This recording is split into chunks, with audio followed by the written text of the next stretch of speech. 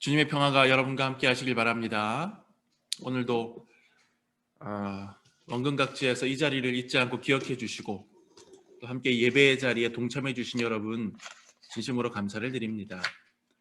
이 시간도 마음의 문을 열고 하나님께 집중하는 시간이 되기를 바랍니다. 여러분, 하나님께서는 우리와 교제하기를 원하세요. 하나님께서는 여러분을 너무너무 사랑하십니다. 예배는 그 하나님을 만나는 공식적인 자리입니다. 이 예배의 소중함을 여러분이 가슴에 새기고 붙잡고 그 무게감을 감사함으로 받아들이면서 동참해 주시는 그런 저와 여러분이 됐으면 좋겠습니다. 오늘 우리가 읽은 시편 4편 말씀은요, 다윗의 저녁 기도문으로 알려져 있는 말씀이에요. 앞선 시편 3편은 아침에 드리는 기도였을 것이다.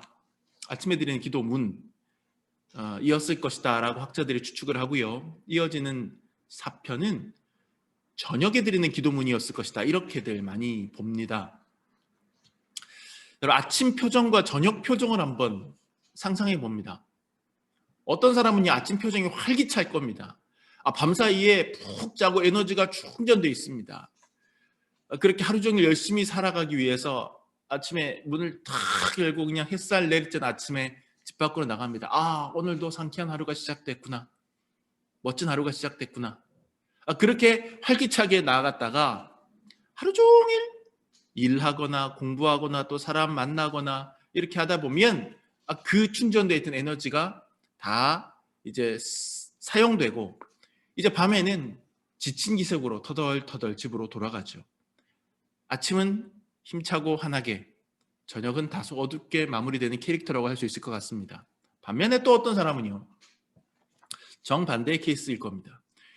어떤 사람은 하루가 또 시작되는 게 너무 두렵고 힘들어서 아이고, 이놈의 지긋지긋한 직장 또 나가야 되나, 아이고 오늘도 또 똑같은 반복되는 하루, 아이고 오늘 해야 될 일이 산더미인데, 오늘 처리해야 될 일이 산더미인데, 아유 오늘은 내가 정말 싫어하는 선생님 수업을 들어야 되는데, 그러면서 오늘 삐그덕 열고 나가지요.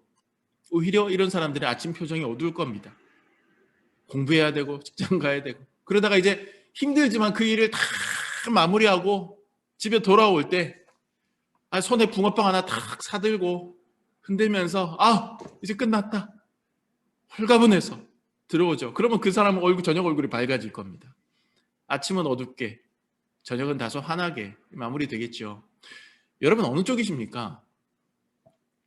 여러분 어느 쪽이세요? 아침에 환하고 저녁에 좀 어두운 쪽이세요? 아니면 아침에 좀 어둡고 저녁에 환한 쪽이세요? 아침 저녁으로 다 환하면 좋겠지만 사람이 또 그럴 수는 없잖아요. 오늘 시편 기자는 아마도 다윗으로 강력하게 추측되는 오늘 이 본문의 저자는 아침과 저녁 사이에 어떤 표정 변화가 있었을까요? 먼저 마지막 절부터 확인해 봅시다. 8절 말씀. 제일 마지막 절 보세요. 내가 평안히 눕고 자기도 하리니 나를 안전히 살게 하시는 이는 오직 여호와이시니이다. 어떤 이미지예요? 좋다. 이불 탁 덮고 오늘 하루도 고생했어. 나 자신 칭찬해. 이제 평안히 눕고 자야지. 그런 이미지, 밝은 이미지예요. 안도감, 오늘 하루도 안전했다라고 하는 안도감. 이미지는 따뜻하고 평안한 자장가가 흘러가는 그런 분위기입니다. 미소가 절로 지어지는 표현이죠. 내가 평안히 눕고 잘 것이다. 자, 그럼 오늘 본문의 시작은 어땠을까요? 1절 말씀 어떻게 시작했는지 볼까요? 1절 말씀입니다. 내 의의 하나님이여, 내가 부를 때 응답하소서. 곤란 중에 나를 너그럽게 하셨사오니 내게 은혜를 베푸사 나의 기도를 들으소서. 여러분, 여기서 곤란 중에 라는 표현이 눈에 띄십니까? 곤란 중에. 이 사람은요, 지금 1절을 하루의 아침을 곤란한 데서 시작한 사람이에요. 정확하게 곤란함이라고 하니까 안 와닿죠. 이 똑같은 본문을 새번역 성경 어떻게 번역했는지 보여드릴게요. 새번역 성경은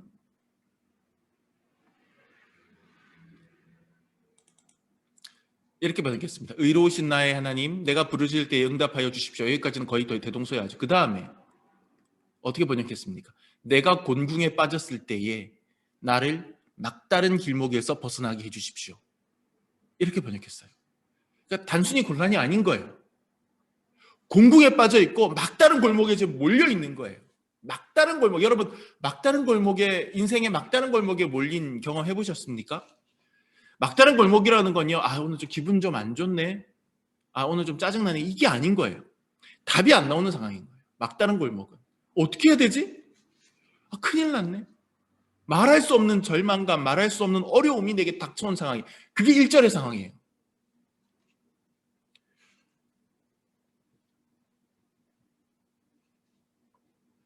그러니까 시편 4편, 우리가 오늘 읽은 시편 4편은 뭐냐? 곤궁, 곤란, 막다른 골목에서 출발해서 마지막에는 평안과 안전으로 끝나는 본문이라는 얘기예요. 도대체 1절과 8절 사이에 무슨 일이 있었던 걸까요? 1절의 곤란에서 8절의 평안과 안전 사이에 무슨 일이 있었기에 그 막다른 골목, 그 곤란과 공궁이 평안과 안전이라는 표현으로 바뀌었던 걸까요? 답은 기도입니다. 1절과 8절 사이는 기도로 채워져 있어요. 시편 4편 전체가 제가 아까 하나의 기도문이라고 말씀드렸잖아요. 저녁 기도문, 저녁에 드리는 기도문. 1절의 첫 문장은 어떻게 되어 있습니까? 내 의의 하나님이여 내가 부를 때에 응답하소서, 이걸로 딱 들어가는 거예요. 기도문이잖아요. 하나님, 제가 지금 당신을 부릅니다. 제게 응답해 주십시오. 기도하는 소리잖아요. 그래서 여기부터 기도해요. 막다른 골목, 곤경과 곤란의 지경에 있었을 때 다윗은 저녁에 지는 해를 바라보면서 하나님께 간절하게 기도하는 겁니다. 하나님, 제가 너무 힘듭니다. 막다른 골목인 것만 같습니다. 너무 곤란합니다. 제가 당신 앞에 부르짖습니다. 제가 당신을 부르오니 주여 내가 부를 때 응답하소서. 1절 마지막 문장도 보세요. 곤란 중에 나를 너그럽게 하셨사오니, 그 다음에 내게 은혜를 베푸사 나의 기도를 들으소서. 나의 기도를 들으소서. 나의 부르짖음을 들으소서. 그거예요. 그리고 기도를 다 마친 다음에 눕는 겁니다. 기도를 통해서 내 모든 아픔을 하나님께 쏟아내고, 내 막다른 골목에 그 절박함 하나님께 쏟아내고는 그 다음에 고백하는 거죠. 이제 내가 평안히 눕고 자기도 할 것이다. 내가 막다른 골목이지만 나를 안전히 살게 하시는 분은 여호와 하나님이시고, 내가 그 하나님께 기도했으므로 나는 이제 평안히 눕고 자겠다. 이것이 오늘 우리가 읽은 시편 4편의 고백이에요. 여러분, 살아가다 보면 정말 막다른 골목처럼 느껴질 때가 있죠. 사람들이 원망스럽고 내가 처한 형편 지독하게 안 좋게 느껴지고, 그래서 도무지 어떻게 해야 할지 알 수 없을 때가 있습니다. 밤에 잠을 청해도 잠은 오지 않고 지독한 불면증에 시달리는 거예요. 고통과 고민과 걱정에 몸부림치는 밤들이 우리를 공격합니다. 그러나 다윗은 그런 막다른 공경의 골목에서도 하나님께 기도했어요. 그리고 믿음으로 평안히 누워서 잠을 청했습니다. 제가 목사 안수 받고 한 3년 동안 경기도 양평에서 군 부대 출입 민간 성직자로 3년 동안 무사례로 사역 봉사를 했는데, 그 당시에 대대장님이 집사님이었어요. 그 대대 안에 있는, 포병대대 안에 있는 교회였습니다. 그곳에서 제가 예배를 인도하는데 처음에 너무너무 힘들었죠. 안 믿는 대대장, 믿음 없는 대대장이 교회를 난장판으로 만들어 놓는 거예요. 제가 주일날 교회에 가면 교회 군화, 전투화 자국이 진흙발이 강대상 위에까지 다 찍혀 있고요. 거기서 무슨 교육하고 활동한다고 난리를 쳐놓고, 주일날 예배 아침에 가보면요, 성경책하고 장의자가 다 바깥에 나와서 비를 맞고 있어요. 세상에나. 안에 들어가서 자기들 뭐 다른 교육, 정신교육 한다고 하고 안에 있는 시설물 다 빼놓고 들여놓지도 않고, 얼마나 많이 제가 피눈물을 흘리면서 거기서 사역했는지 모릅니다. 그러다가 신앙을 가진 대대장님이 오셔서 하나님께서 역전을 일으켜 주셨는데 이제 그 교회를 깨끗하게 리모델링하고 그 대대장님이 예배 참석하는 병사들 간식 낼 수 있는 헌금도 하시고 꼬박꼬박 주일마다 가난한 초짜 목사 식사 대접해 주시고 그렇게 제가 사역을 했거든요. 그 대대장님이 근데 믿음이 충만한 사람이 아니었어요. 처음에는. 이분 예수 믿는 사람이 아니었어요. 그런데 왜 그렇게 신실한 믿음의 사람으로 변했느냐? 밤에 편안히 눕고 자지 못했기 때문이에요. 이분 육사 출신에 굉장히 탁월하고 촉망받던 장교였는데 업무 스트레스와 여러 가지 심리적인 문제 때문에 불면증이 너무 심해지니까 하루에 1시간, 2시간도 못 자면서 그 힘든 군 생활을 하다 보니 신경은 예민해지고 업무 능력은 떨어지고 감정적으로 무너지고 정신과 치료를 받게 되고 그러다 보니 이 사람 문제 있다 하니까 진급에서 계속 누락되고 진급에서 계속 누락되고 그렇게 되는 거예요. 충분히 대령 달고 스타 달아서 장군 될 수 있는 사람인데도 대대장에서 끝나버렸어요. 그분 더 이상 진급할 데가 없어요. 중령에서 자기 또래들은 군복 안 벗은 또래들은 연대장 되고 여단장 되고 이러는데 자기는 그 나이에 대대장 새까만 까마득한 후배들하고 같이 대대장 달고 있는 사람이었어요. 근데 그분이 하나도 저를 만난 그 시점에서는 하나도 부끄러워하지 않고 하나도 고통스러워하지 않는 거예요. 저는 이제 여기서 대대장 끝나면 제대할 겁니다. 사회 나갈 겁니다. 마지막 군생활 여기서 불태우는 겁니다. 목사님, 저는 더 이상 여기서 군대에서 아무런 소원이 없습니다. 너무너무 감사할 따름입니다. 저는 잠을 잘 잘 수 있게 되었기 때문입니다. 평안히 눕고 잡니다. 나를 그렇게 고통스럽게 했던 불면증 사라졌습니다. 어떻게 해요? 예수님을 만났습니다. 복음을 전해 듣고 기도를 할 수 있게 되었습니다. 그렇게 나를 괴롭히던 그 불면증을 예수님 만나고 기도하는 순간에 내 마음에 평안함이 생기면서 다 극복했습니다. 그러니 나는 지금 진급하지 못하고 대대장으로 끝나도 감사합니다. 하나님 내 인생을 바꾸셨습니다. 그것이 그 대대장님의 고백이었어요. 내가 평안히 눕고 자기도 하리니 라고 하는 말이 우리의 삶이 얼마나 큰 건지 모릅니다, 여러분. 평안히 눕고 잔다는 거. 저도 목사지만 자려고 누우면요 5만 가지 생각이 머릿속에서 떠돕니다. 여러분들 안 그러십니까? 그런데 그 평안히 눕고 자는 그 놀라운 일이 아주 일상적인 얘기인 것 같지만 결코 쉽지 않은 그 일이 곤란과 막다른 골목에서 출발해서 거기까지 가는데 중간에 기도라는 통로가 있었다는 사실이에요. 우리가 명심해야 될 게 바로 이겁니다. 여러분, 우리가 기도함으로써 곤란을 평안으로 바꿀 수 있다면 오늘 우리가 읽은 본문 말씀에서 다윗은 어떤 곤란을 어떤 평안으로 바꾸었을까요? 그러니까 중간에 어떤 기도를 했길래 그 곤란이 평안으로 바뀌었을까요?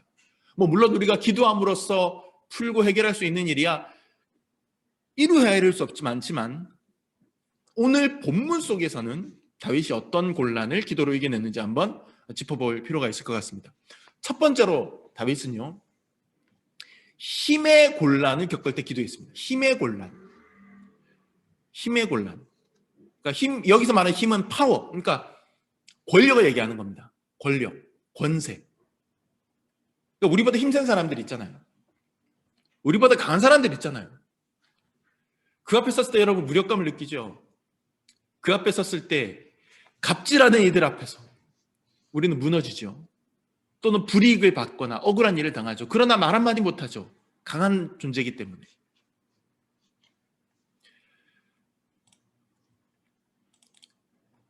다윗은 1절에서 아까 말씀드린 것처럼 내 의의 하나님이여 내가 부를 때 응답하소서 나의 기도를 들으소서 이렇게 하나님께 기도하다가 말고 갑자기 심리적인 변화를 일으켜서 하나님께 기도하다가 갑자기 자기를 힘들게 하는 그 누군가에게 기도하다가 갑자기 말을 쏟아놓습니다. 못 들을 거 아니에요. 지금 그 사람 지금 기도하는 자리인데 그 사람 옆에 있는 것처럼 그냥 확 내 안에 맺힌 것들 토해내는 거예요. 인생들아. 이렇게 부릅니다. 인생들아. 그리고 그 뒤에 쭉 꾸짖는 얘기가 나옵니다. 어느 때까지 내 영광을 받고 욕되게 할 거냐? 헛된 일 좋아할 거냐? 거짓 구할 거냐? 그렇게 나오는 거예요. 근데 여러분 여기서 인생들아라고 하는 말이 세번역 성경에 보면 인생들아를 어떻게 번역했냐면 너희 높은 자들아 이렇게 번역해놨어요. 너희 높은 자들아. 그렇게 번역한 이유가 있습니다. 인생들아라고 하는 번역이 틀린 건 아니에요. 그러니까 사람의 아들들아 이 뜻이거든요. 원어로 보면 이게 사람들아 이 뜻이에요. 근데 왜 세번역 성경은 너희 높은 자들아 이렇게 바꿔서 의역해놨느냐? 그 이유가 있어요. 당시에 고대의 이집트라든지 바벨론이라든지 이런 대제국에서 가진 것 많은 지주들이나 권력자들을 호칭할 때 부를 때 그 관용적인 호칭이 사람의 아들들이요 이거였어요. 인생들이요. 그래서 성경학자들은 다윗이 지금 인생들아 라고 부르는 존재들은 그냥 일반적인 대중을 얘기하는 것이 아니라 높은 사람들, 힘 있는 사람들, 강력한 사람들을 향한 꾸짖음이다 이렇게 보는 거죠. 다윗도 만만치 않은 권력자 아닙니까 여러분? 거인 골리앗을 물리치면서 역사의 전면에 등장했어요. 일약 스타가 됐어요. 장군의 자리에 올랐고요. 나가는 전투마다 백전백승이었습니다. 결국에는 왕위에 올라서 황금기를 열어젖히고 다윗 왕조의 시조가 된 태조입니다. 태조. 그렇게 대단했던 장군이요 군주 다윗을 살아가면서 순간순간 막다른 골목으로 집어넣었던 더 대단한 사람들이 있었다는 얘기예요. 얼마나 대단한 사람들입니까? 아니 다윗이 막다른 골목에 처했던 위기 첫 번째가 그거 아닙니까? 골리앗. 누가 골리앗을 대항해요? 그 어마어마한 외계인처럼 등치가 크고 그냥 소나무 휘두르면 우수수 낙엽처럼 장병들이 나가 떨어지는 그 대단한 장수를.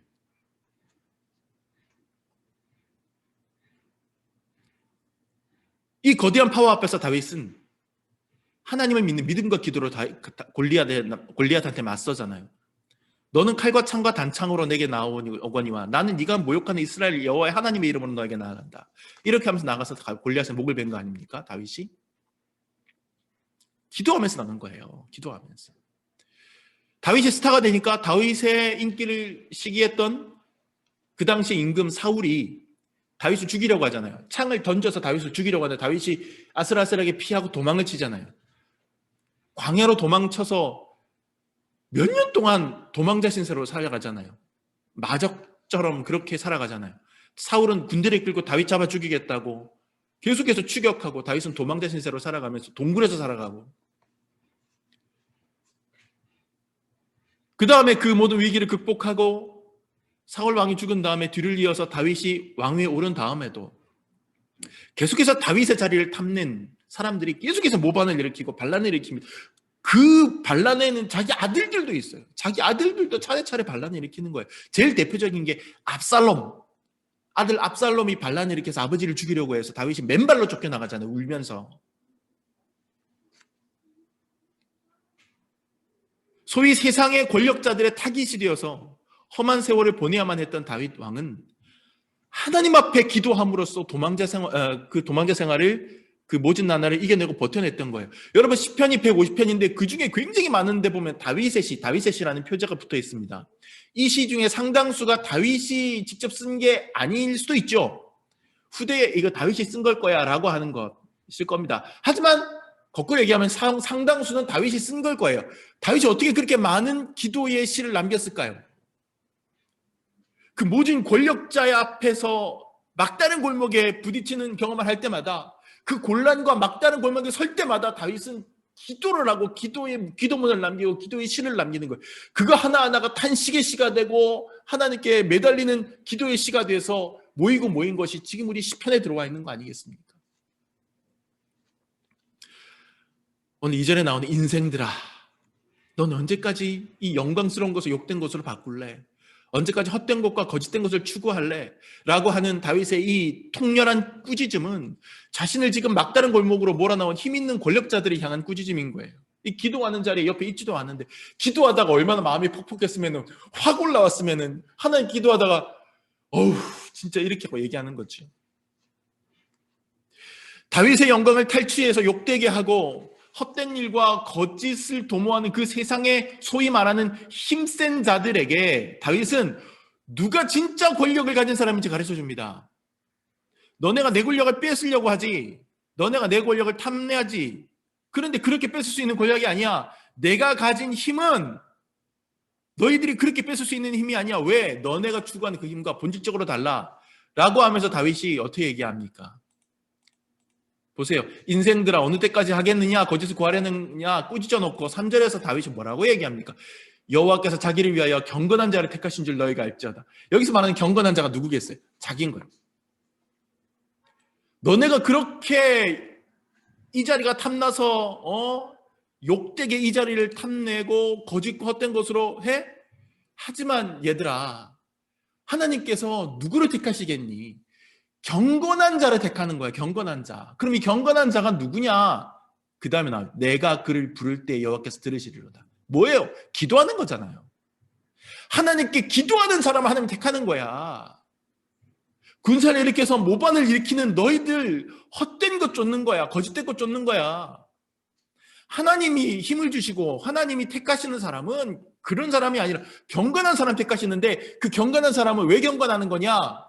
여호와를 부르는 사람, 그래서 하나님이 들어주시는 사람, 즉 기도하는 사람이 경건한 사람, 기도하는 사람이 진짜 힘을 소유한 사람이다 라고 하는 이야기를 다윗이 하는 거예요.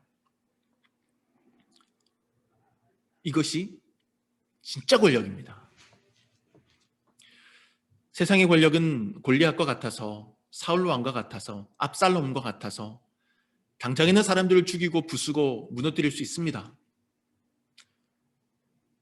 하지만 그들은 경건한 자, 즉 기도하는 자가 아니라서 아니면 바르게 기도하는 자가 아니라서 하나님의 뜻에 반대편에 선 사람들이기도 합니다.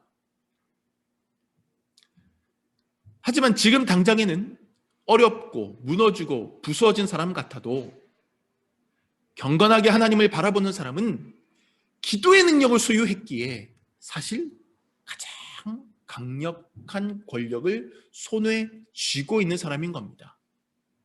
부르짖으면 하나님이 들으시기 때문이죠.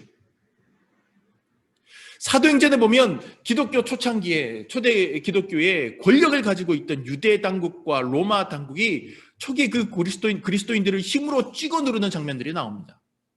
그들은 압도적인 물류력과 공권력으로 사도들을 잡아가두고 매질하고 심지어 목을 잘랐습니다. 십자가에 거꾸로 매달아 죽였습니다. 사자우리 속에 집어넣었습니다. 그러나 그럴 때마다 성도들은 따로 모여서 더욱 간절히 기도했습니다.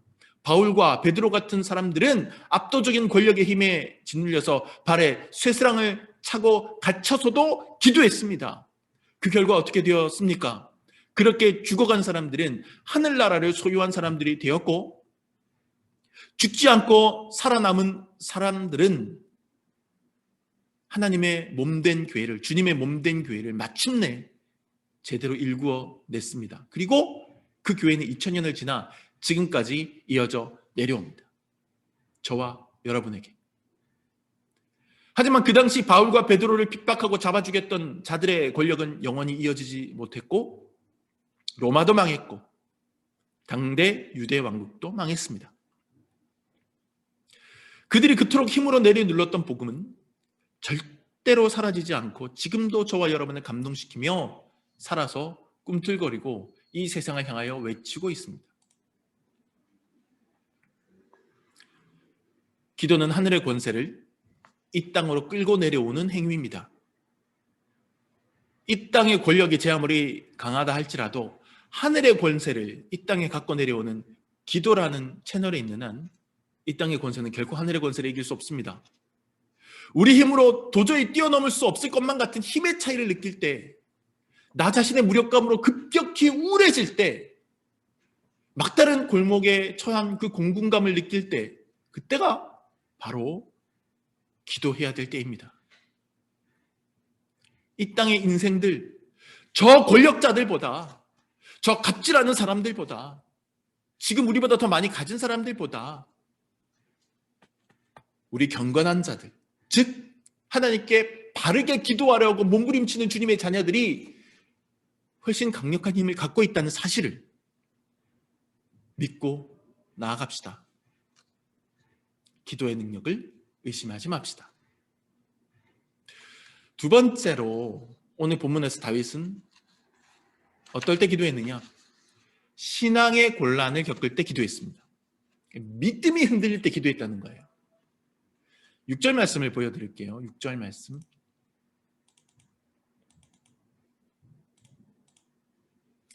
여러 사람의 말이 우리에게 선을 보일 자 누구뇨 하오니 여호와여 주의 얼굴을 들어 우리에게 비추소서. 자, 여기서 상반절 여러 사람의 말이 다윗한테 이 사람 저 사람 계속해서 뭐라고 얘기하는 거예요. 우리에게 선을 보일 자 누구뇨. 이게 무슨 얘기냐면 선이라고 하는 것은 우리에게 필요한, 우리가 꼭 필요한 좋은 거, 그러니까 쉽게 말하면 우리에게 복줄, 우리를 이 어려움에서 이기게 해줄 그런 존재가 누구뇨. 몰라서 물어보는 게 아니에요. 이 말은 반어법이에요. 야, 지금 우리에게 필요한, 너에게 필요한 거 줄 분이 있냐? 이건 탄식과 절망과 의심의 한탄이에요. 도대체 우리에게 좋은 것을 주실 분이 누가 있냐? 라는 절망의 탄식입니다. 이 말을 다윗에게 했던 그 여러 사람이라고 하는 존재들이 누굴까요? 어쩌면은 다윗과 함께 광야를 헤매면서 같이 고난의 세월을 보내야 했던 그의 동료나 그의 부하였을지도 모릅니다. 너무 힘들고 고통스러우니까 장군님, 임금님, 도대체 하나님이 계시기나 한 겁니까? 하나님이 우리에게 좋은 날 주시기나 한 겁니까? 하고 의심의 말을 내뱉었을지도 모르죠.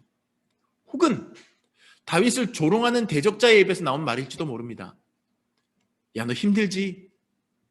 너 하나님 믿는다며? 근데 왜 그렇게 살아? 도대체 너한테 좋은 일을 허락해 주실 분이 존재하기는 하는 거야? 그렇게 비꼬면서 다윗의 신앙을 무시하고 조롱하는 것일 수도 있습니다. 어떤 쪽이든 간에 지금 다윗은 하나님을 의심하고 회의하는 문제 제기 앞에 직면해 있습니다. 과연 하나님이 계실까? 계신다면 그 하나님은 전능하신 분일까? 그 하나님은 나한테 신경이나 쓰고 계실까? 실패와 절망이 거듭되다 보면 이런 생각들이 의심의 형태로 스멀스멀 솟아오르게 되지요. 주변 사람들이 거기에 불을 딱 붙이면 그러면 의심은 불길처럼 일어납니다. 신앙은 흔들리게 되죠. 바로 이때 필요한 것이 기도입니다. 신앙의 의심은 많이 생각한다고 해결할 수 있는 게 아니에요. 믿음의 의심은, 회의는 철학적인 고민으로 풀어낼 수 있는 게 아니에요. 우리의 신앙이 흔들리는 것은 두꺼운 신학 서적을 읽는다고 다시 강화되는 게 아니에요. 회복되지 않아요. 우리 신앙이 흔들릴 때, 우리에게 의심과 회의가 찾아올 때 그것을 극복하는 유일한 방법은 기도밖에 없습니다. 이게 지극히 당연한 일이에요. 조금만 생각해보면 바로 알 수 있어요. 그 존재에 대해서 의심이 들 때는 그 존재랑 얘기해보면 되는 거예요. 제 카페에서 혼자 일을 하다 보면 저녁 시간이 되거든요. 제가 카페 열고서 처음에 한 몇 개월은 살이 많이 빠졌어요. 밥 먹는 것도 힘들어서 너무 긴장감에 이게 좀 식사량이 많이 줄고 해서 살이 많이 빠졌죠. 여러분 눈치채셨겠지만 요즘은 다시 좀 찌고 있습니다. 이게 조금 손에 익어서 그런지 밥 때만 기다리고 있습니다. 그럼 저녁 때가 되면 아내가 집에서 도시락을 싸서 우리 아들들 편에 배달을 보냅니다. 아들들은 아들 노릇 하느라고 귀찮겠지만 비가 오나 눈이 오나 바람이 부나 또 도시락통 한 손에 들고 또 옵니다. 그러면 제가 또 미안한 마음에 엄마 몰래, 자수하는 건데 엄마 몰래 애들 입안에 마카롱도 하나씩 집어넣어주고 슬쩍씩 이제 그렇게 했죠. 그렇게 하면 이제 손님들 눈피해서 카운터 밑에 쪼그리고 앉아서 눈치껏 식사를 도시락 까먹는 겁니다. 근데 가끔 아내가 몹시 안 좋거나 아니면 굉장히 바쁘거나 할 때, 또 날씨가 굳어서 우리 아들들이 배달하기에 제가 많이 미안할 때 그럴 때 제가 그냥 밑에 분식집에 달려가서 뭘 사가지고 오거나 아니면 마트에서 컵밥을 사 먹거나 해서 해결하기도 합니다. 자, 만약에 어느 날 저녁이 돼서 아내가 특별한 저한테 사인이 없었는데 저녁 도시락이 평소보다 늦어진다고 생각해 보십시오. 저는 생각에 잠깁니다. 의심에 사로잡히게 되죠. 아내가 오늘 저녁을 안 보내려나? 혹시 나한테 삐진 게 있나? 도시락 안 오는 거 아닌가? 이런저런 생각이 들 때 어떻게 할까요? 그럴 때 급히 인터넷 검색을 해서 도시락 싸는 아내의 심리 상태라고 검색을 해볼까요? 아니면 그냥 저도 아내한테 삐져가지고 뾰로통에 있을까요? 아니면 아내가 마음이 변한 게 분명해 하면서 혼자서 커피 머신 밑에 머리를 박고서 눈물을 뚝뚝 흘릴까요? 아니죠. 그럴 때는 간단합니다. 카톡 보냅니다, 아내한테. 도시락은? 오늘 내가 그냥 해결할까? 그러면 아내한테서 연락이 와요. 오늘 준비가 좀 늦었어요. 곧 가요. 이렇게 오든지, 아니면 오늘 좀 바쁘네. 지금 준비 중인데 그럼 당신이 좀 정 배고프면 당신이 좀 해결할래요? 이렇게 와요. 그러면 저는 아내의 사랑을 의심하지 않을 수 있습니다. 아내가 나를 잊지 않았구나 아직. 여러분 무슨 말씀인지 아시겠습니까? 긴가민가 할 때는 전화해서 확인해 보는 게 제일 확실한 방법이에요. 그런 확실한 방법이 있는데 그거 안 하고 혼자서 끙끙 앓는 것처럼 미련한 게 어디 있어요? 신앙의 회의가 될 때 우리는 오히려 하나님을 불러야 하는 거예요. 오히려 더 몸부림치면서 기도해야 되는 거예요. 하나님께 전화를 거는 거예요. 카톡하는 거예요. 제가 살아가면서 가장 심각하게 하나님의 존재와 선하심에 대해 회의에 빠졌던 게 신학교 2학년 때인데, 1학년인가 2학년 때인데, 제가 그전에 정말 뜨겁게 매달렸거든요. 저는 정말 좀 지나치게 지금 생각하면 좀 지나친 신앙을 가진 소유자였습니다. 그렇게 뜨겁게 매달리던 하나님의 존재도 믿어지지 않고 신학교를 갔는데 내가 알고 믿던 모든 게 의심스럽게 여겨졌어요. 그때 저는 더더욱 하나님께 말을 걸었습니다. 살아계시면 말씀해 주십시오. 내 마음속에 일어나는 회의와 의심들을 기도를 통해서 다 문장처럼 해서 하나님께 쏟아놓으면서 물어보고 씨름하고 왜 침묵하십니까? 그럴 때 하나님께서는 어느 순간에, 그렇게 몇 달을 내가 하나님께 붙잡고 씨름하는 순간에 하나님께서 어느 순간에 기도할 때 제 마음을 뜨겁게 다시 해주시고, 기도할 때 제게 깨달음 주시고 다시 믿음이 샘솟게 해주셨어요. 여러분, 의심은 기도를 사라지게 합니다. 의심에 빠지면 기도하지 않게 돼요. 반대로 기도도 의심을 사라지게 합니다. 기도할 때 의심을 이겨낼 수 있는 거예요. 의심이 득세하면 기도 생활이 약해지고, 반대로 기도가 강력할 때 의심은 발붙일 곳이 없습니다. 그래서 다윗은 여러 사람들의 의심의 말을 들은 다음에 아까 6절 하반절에서 뭐라고 얘기합니까? 다윗은 답을 알고 있었어요. 여러 사람의 말이 우리에게 선해 보일 자 누구냐 하오니, 이렇게 회의와 의심이죠. 그 다음에 뭐라고 얘기합니까?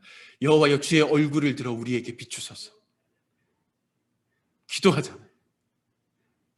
주님의 얼굴로 비추어 주소서. 보여주소서. 더 기도하고 있는 거예요, 오히려.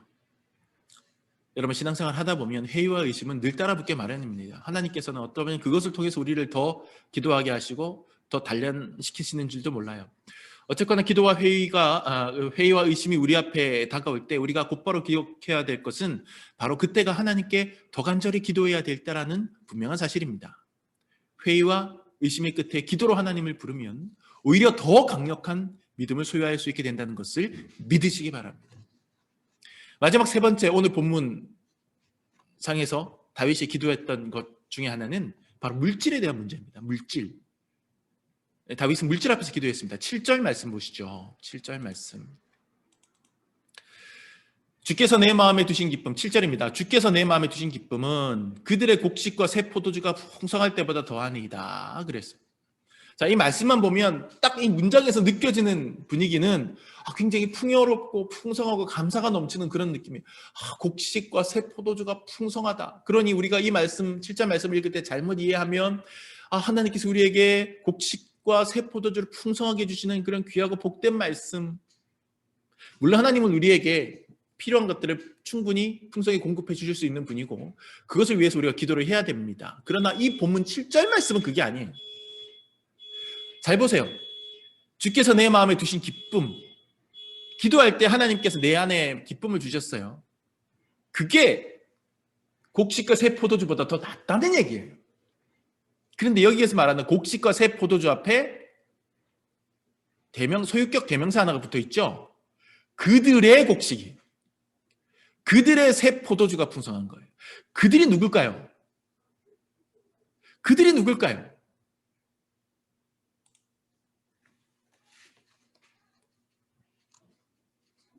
다윗의 반대편에 선 사람들입니다. 어쩌면 아까 다윗을 핍박했던 권력자들일 수도 있어요. 그들 힘을 가진 사람이니까 풍성히 가지고 있었을 거예요. 아니면 다윗에게 우리에게 좋은 거 너한테 좋은 거 줄 사람 있어? 라고 도전적인 회의의 질문을 던졌던 회의론자였을 수도 있죠. 어쨌거나 그들은 하나님의 반대편에 선 사람들입니다. 그런데 그들은 지금 다윗보다 훨씬 더 풍성한 곡식과 포도주를 소유하고 있어요. 그 안에서 이 세상이 주는 기쁨을 누리고 있는 사람들입니다. 그런데 다윗은 하나님을 제대로 바라보지 않는 이들이 소유하고 누리는 그 풍성한 물질이 주는 기쁨보다 하나님이 내 마음에 주신 기쁨이 훨씬 더 크다 이렇게 고백하는 거예요. 지금 풍성한 물질보다 하나님의 기쁨을 훨씬 더 가치 있게 여기는 기도를 지금 다윗이 본보여주고 있는 겁니다. 우리에게. 근데 말이 쉽죠. 솔직히 얘기해서 우리끼리 토끼 놓고 얘기해 봅시다. 말이 쉽죠. 이 세상 살아가면서 물질에서 자유로울 수 있는 사람이 몇이나 되겠습니까? 아예 없지는 않겠죠. 신앙 위인전 같은 거 읽어보면 하여튼 말도 안 희한한 사람도 있습니다. 프란치스코 같은 사람. 이런 희한한 사람도 있어요. 그렇지만 대부분의 사람들은 물질에 얽매여서 살아가고 거기서 자유로울 수 없습니다. 처자식이 있고 남편이 있고 신랑이 있고 어떻게든 우리가 먹고 살아야 되고 호구지책이 있어야 되니까 물질을 어떻게든 더 벌기 위해서 아등바등하면서 살아가지 않습니까? 저도 그래요. 그런데 그런 상황에서 하나님 제대로 안 믿는 사람들은 우리보다 훨씬 더 잘 살고 풍성하게 누리는데 하나님만 바라보며 살아간다는 나는 그들만큼 풍요롭지 않습니다. 상대적인 박탈감이 있겠습니까? 없겠습니까? 원망스러운 마음 생기겠습니까? 안 생기겠습니까? 생기는 것이 자연스러운 현상입니다. 그러나 기도의 사람 다윗은 바로 그 기도라고 하는 것으로 인해서 진짜 기쁜 일은 하나님 없이 풍요로운 물질을 누리면서 살아가는 데 있지 않고 비록 물질이 넉넉하지 못할지라도 하나님이 우리 안에 주신 기쁨을 누리면서 제대로 누리면서 살아가는 일이 더 크고 복되다는 것을 깨달았다는 얘기예요. 이것이 기도의 능력입니다. 기도의 능력이 우리에게 이 기쁨을 주는 거고 그리고 그것을 깨닫게 해주는 겁니다. 기도는 가난한 우리에게 물질의 복을 부어주셔서 우리를 부유하게 만드는 역사를 일으키기도 하고 실제로 그렇기도 하십니다만 다른 한편으로는 우리가 물질에서 자유롭게 하고 더 중요하고 가치 있는 일에 더 큰 기쁨을 누릴 수 있게 만들어줍니다. 그래서 우리로 하여금 물질의 노예로 살지 않도록 만들어주는 그러한 최소한의 튜브 같은 물에 빠지지 않는 튜브 같은 그 역할을 할 수 있는 게 기도인 거죠. 가끔 우리 아이들이 잠들었을 때 아이들 몰래 얼굴을 한참을 바라보고 있을 때가 있습니다. 평화롭게 잠든 그 얼굴 찬찬히 바라보면서 하루의 피로가 풀리는 걸 느낍니다. 만약에 넘치는 곡식과 큰 차와 으리으리한 아파트를 소유한다고 해도 아마 제가 사랑하는 제 아이들의 평안히 잠든 얼굴만큼 제 마음에 기쁨을 주지는 못할 거예요. 만약에 이 사랑스러운 아이들이 없다면 억만금을 소유한다고 해도 행복하지 않겠죠. 제가 천사처럼 예쁘게 잠든 자녀들의 얼굴을 바라보면서 그 어떤 풍요로운 물질보다 또 큰 기쁨과 행복을 느끼듯이 만약에 우리가 하나님의 얼굴을 바라볼 수 있다면 그 어떤 돈다발보다도 기쁠 것 같습니다. 복되신 사랑의 하나님을 우리가 제대로 바라보는 것만으로도 너무너무 행복할 겁니다. 그리고 기도는 하나님의 얼굴을 바라보는 행위입니다. 기도는 하나님의 품에 안기는 거예요. 여러분, 그 기쁨을 억만금에 비할 수 있겠습니까? 결코 그럴 수 없습니다. 억만금을 가진다고 인생에 고난이 없겠습니까? 억만금을 가진다고 삶의 풍파가 없겠습니까? 그 풍파 내 앞에 닥쳐왔을 때 내가 무릎 꿇고 하나님 하고 부르짖을 수 있다는 게 우리가 얼마나 큰 위로가 되고 기쁨이 되고 능력이 되는지 알 수가 없습니다. 우리가 물질이 없어서 좌절할 때, 혹은 물질이 넘쳐서 교만할 때, 혹은 물질을 더 갖고 싶어서 악한 유혹이 직면할 때, 그때 우리는 기도해야 합니다. 물질을 벌 때도 기도해야 됩니다. 그리고 그 번 물질을 쓸 때도 기도해야 됩니다. 물질을 벌거나 쓰거나 혹은 모으는 기쁨이 하나님을 바라보는 기쁨보다 결코 커지지 않도록 우리는 늘 기도해야 합니다. 그래야 물질 앞에서 실족하지 않고 주의지지 않으며 온전한 하나님의 사람으로 물질을 제대로 사용하고 누릴 수 있게 되는 것입니다. 사랑하는 여러분, 우리는 오늘 기도에 대해서 생각해 보았습니다. 개인적으로 우리 나무십자가 교회에 지금 가장 부족한 것이 기도라고 생각합니다. 제가 마음이 너무 급합니다. 마음이 너무 쫓깁니다. 다른 것 때문이 아닙니다. 우리가 함께 모여서 기도하지 못한다는 것, 또 함께 모여서 우리가 함께 기도할 수 있는 공간이 없다는 것. 그래서 여러분, 저는 기도하고 있습니다. 어떻게든 해야겠다. 여러분도 이 문제를 놓고 같이 기도해 주시길 바랍니다. 지난 대강절이었나요? 여러분들 묵상집 하신 분들에게 묵상집 했을 때인가요? 기도 아마 중보기도 우리가 했을 때인가요? 그거 다 완료하신 분에게 제가 팀 켈러의 기도라는 책을 선물해 드렸습니다. 그 책에 보면 팀 켈러가 이런 얘기를 합니다. 기도하지 않는 건 단순히 종교적인 계율을 어기는 정도가 아니라 하나님을 하나님으로 대하지 않는 행위다. 여러분, 부부 사이에 대화가 없다면 부부라고 하겠습니까? 대화 없는 부부는 서로를 부부로 대하지 않는 겁니다. 우리가 하나님을 하나님으로 대해드리고자 한다면 기도해야 합니다. 기도는 하나님을 존중하는 최소한의 행위이며 최대한의 표현입니다. 오늘 본문 말씀 1절은 다윗이 곤란 중에 있었다, 막다른 골목길에 있었다라고 얘기합니다. 다윗이 겪었던 그 곤란은 힘 앞에서 절망했던 곤란이었고, 신앙의 회의를 동반한 곤란이었고, 물질의 유혹 혹은 곤란이었습니다. 그러나 1절의 그 다윗이 8절에 가서는 그 모든 곤란을 극복하고 평안히 또 안전히 누워서 잠을 청했습니다. 곤란과 평안 사이에 기도가 있었습니다. 기도는 곤란을 평안으로 바꿀 수 있습니다. 기도합시다. 정말로 기도합시다. 우리 나무십자가 교회 공동체는 특히 더 기도해야 됩니다. 우리가 예배 공간이 제대로 갖춰지지 않아서 각종 기도 모임을 못하고, 코로나 때문에 그나마 더 못하고, 역설적으로 지금 저와 여러분이 살 길은, 우리 교회가 일어날 길은 함께 기도하는 것 외에는 없습니다. 여러분 자신을 위해서, 우리 교회를 위해서 매일매일 기도해 주십시오. 우리의 기도가 우리를 평안하게 할 것입니다. 아침에 곤란한 표정으로 일어났어도 저녁에는 평안히 잠들 수 있는 비결, 바로 그 기도의 능력으로 승리하시기를 예수님의 이름으로 축원합니다. 기도하겠습니다.